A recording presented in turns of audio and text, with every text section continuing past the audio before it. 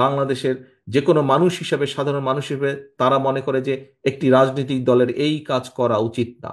আপনি যদি সত্যিই আপনার দলকে ভালোবেসে থাকেন, সত্যিই যদি আপনার দেশের মানুষের প্রতি কোনো কর্তব্যবোধ থাকে, প্রিয় সহকর্মীবৃন্দ, আপনি, আমি, আমাদের অধীনস্থ যত নেতাকর্মী আছে, আসুন আমরা সকলে মিলে জনগণের প্রত্যাশা নয় এমন কাজগুলো করা থেকে আমরা বিরত থাকি, বিরত রাখার চেষ্টা করি আমাদের মধ্যে যারা বিভ্রান্ত হচ্ছেন।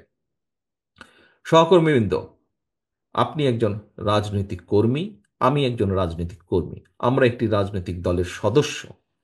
একজন রাজনৈতিক কর্মী হিসাবে, একটি রাজনৈতিক দল হিসাবে আমাদের সবচেয়ে বড় পুঁজি কি?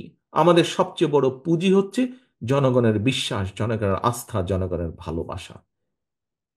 ব্যবসায়ীদের যেরকম একটি পুঁজি থাকে, যে ঠিক আছে কারো 10,000, 20,000, 50,000, 1 লাখ, 10 লাখ টাকা পুঁজি থাকে, রাজনৈতিক দল এবং রাজনৈতিক নেতা বা কর্মীর পুঁজি হচ্ছে জনগণের বিশ্বাস, আস্থা, অন্য কিছু না। আপনি যদি বিশ্বাস করুন, আপনি যদি আজকে পুঁজি হিসাবে অন্য কিছুকে মনে করে থাকেন, আজ নাহলে কাল নাহলে পরশু কিন্তু আপনি ছিটকে পড়ে যাবেন। আপনার একমাত্র পুঁজি হতে হবে, রাজনীতির পুঁজি হতে হবে, রাজনীতির ক্যাপিটাল হতে হবে জনগণের আস্থা, জনগণের বিশ্বাস, জনগণের ভালোবাসা।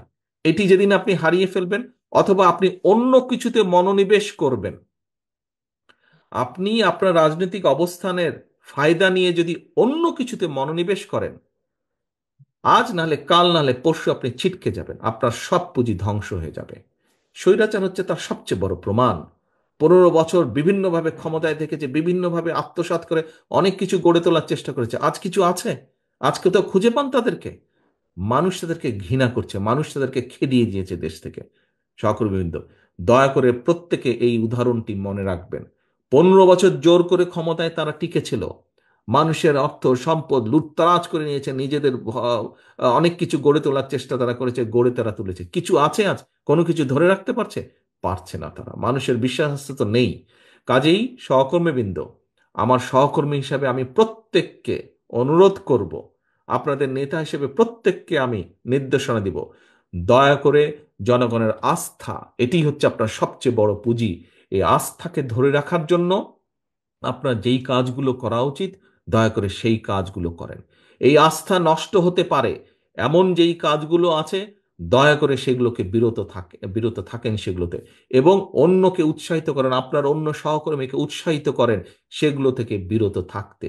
কারণ আমাদের সবচেয়ে বড়, আমরা তো বলেই থাকি শহীদ জিয়ার যেই কথাটি, আমরা তো বক্তৃতা বিবৃতিতে বলেই থাকি যে আমাদের সকল ক্ষমতার উৎস জনগণ, বলি না আমরা? আপনারাও বলেন, প্রত্যেকটা মানুষ এখানে বক্তৃতা বিবৃতিতে বলেছেন বিএনপির সকল ক্ষমতার উৎস হচ্ছে, রাজনৈতিক ক্ষমতার উৎস হচ্ছে জনগণ। কাজে এটি জনগণের বিশ্বাস এবং আস্থাই হচ্ছে আমাদের বড় পুঁজি।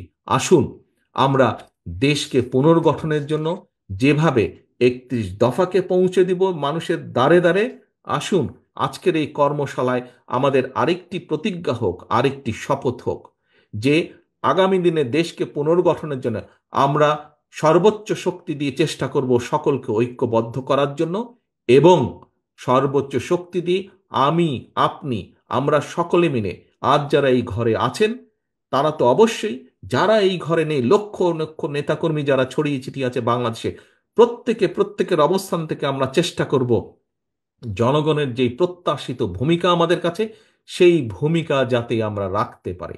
আমাদের কথাবার্তা, উঠা বসা, চলন বলনে যাতে কোনোভাবেই জনগণের আস্থাকে আঘাত না করে, আমরা সেই ব্যাপারে সচেতন থাকব, সেই ব্যাপারে সচেষ্ট থাকব।